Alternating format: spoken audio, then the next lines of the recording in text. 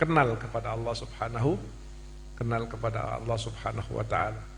Kalau kenal kepada Allah Subhanahu wa taala, tunduk hatinya kepada Allah, kenapa saya harus dalam ibadah ini harus mengharapkan fulan atau fulan? Siapa fulan dan fulan ini dibanding dengan Allah? Siapa dia? Sehingga saya ketika ibadah supaya dilihat fulan, lupa kepada Allah. Ini tandanya orang tidak kenal Allah. Kalau dia kenal Allah dengan keagungannya, dengan ketuhanannya, dengan kemuliaannya, dengan kekuasaannya. Ibarat seorang sedang jalan dengan Pak Lurah misalnya, tiba-tiba ketemu dengan presiden. Biasanya lupa sama lurahnya. Dia langsung pengen foto dengan presiden, pengen nyapa presiden, lupa padahal dia sedang berjalan dengan lurah. Bagaimana seorang mukmin bisa melakukan ibadah yang diperintahkan oleh Allah, tetapi tujuannya bukan Allah, tapi tujuannya orang. Ini kan sangat benar-benar sangat tidak menghargai Allah Subhanahu wa taala.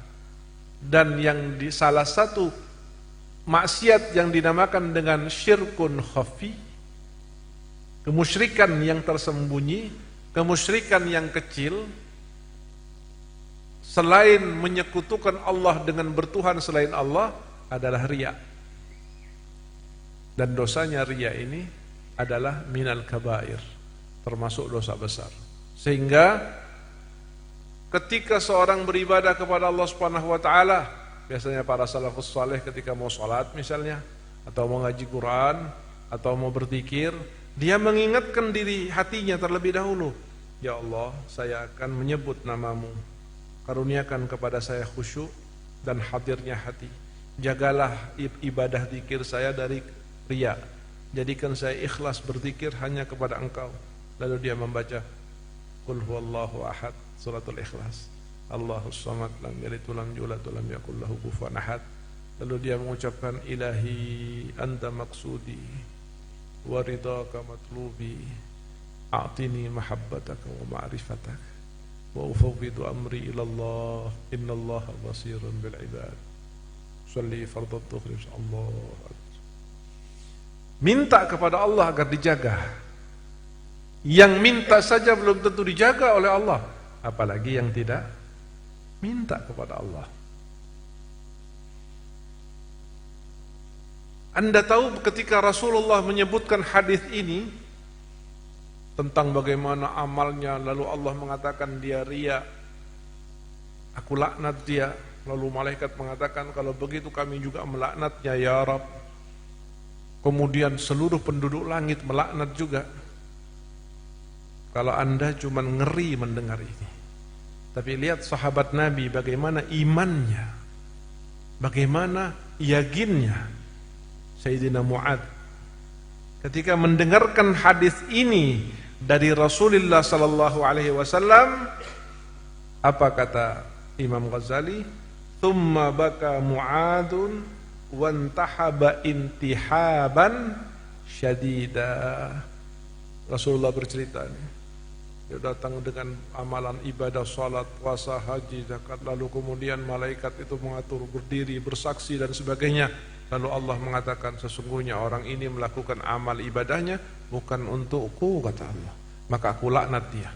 Lalu malaikat kaget, tapi karena Allah melaknat maka malaikat mengatakan kami juga melaknat dia ya Rabb. Lalu terdengarlah di 7 lapis langit seluruh penduduk penghuninya mengatakan kami juga melaknat orang itu. Apa yang terjadi? Sayyidina Mu'ad intahaba, menjerit Sayyidina Mu'ad intihaban syadidan, dengan jeritan yang sangat keras sekali. Lalu dia berkata, ya Rasulullah, wahai Rasulullah, anta Rasulullah, engkau Rasulullah, wa ana Mu'ad, saya ini Mu'ad. Engkau maksum tidak akan kena yang namanya riya. Engkau mustahil tidak akan pernah dilaknat oleh Allah, apalagi malaikatnya.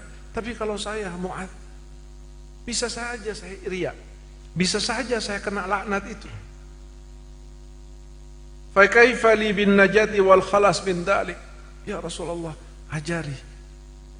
Tolong ajari saya bagaimana saya supaya terbebas, tidak terkena atau terjerumus kepada apa yang engkau sebutkan tadi. Qala, Rasulullah berkata, iqtadi bi, ikut aku ya Mu'ad, ikut aku.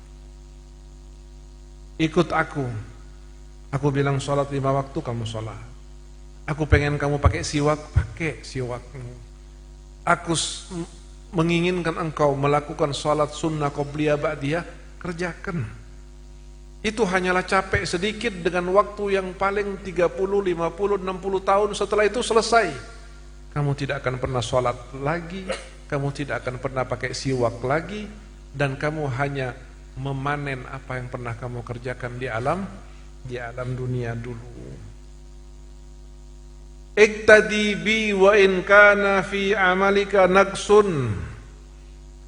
Yang penting kamu ikuti saya saja. Walaupun nanti pada prakteknya ada amalan-amalan yang berkurang, intinya kamu ikut saja. Kerjakan saja. Saya bilang A, kamu bilang kamu A. Saya bilang B, kamu B. Ya Mu'ad, wahai Mu'ad. Anda tahu siapa Mu'ad ini? Mu'ad ini salah satu dari sekian jumlah yang sangat jarang orang yang diakui oleh Rasulullah dengan ucapan, wahai Mu'ad, aku cinta kepadamu. Kebayang dah, kalau kita kan ngaku cinta kepada Nabi. Ini Nabi Muhammad yang mengatakan, wahai Mu'ad, aku cinta kepadamu. Bahkan dalam riwayat yang lain Nabi bersumpah, wahai Mu'ad, wallahi, demi Allah, aku cinta kepadamu.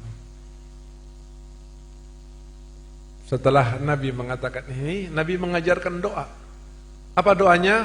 Fakul dubura kulli salah, Allahumma inni ala dzikrik wa syukrik wa husni ibadatik. Wahai Mu'ad, demi Allah aku cinta kepadamu. Jadi kan lagi boncengan naik unta, Nabi yang di depan, Mu'ad belakang. Coba bayangkan, boncengan dengan Nabi Muhammad. Mungkin Nabi Muhammad berkeringat pada saat itu, nempel keringatnya di bajunya Mu'ad. Allahu Akbar. Jalan sama Rasulullah. Lalu Rasulullah mengatakan, memanggil, wahai Mu'ad. Mu'ad mengatakan, labbaika wa sa'daika ya Rasulullah. Apa ya Rasul? Tidak ngelanjutkan Nabi. Jalan lagi, ya Mu'ad, wahai Mu'ad. Kata Mu'ad, labbaik wa sa'daika ya Rasulullah. Jalan lagi, tetap di atas untanya. Ya Mu'ad, wahai Mu'ad.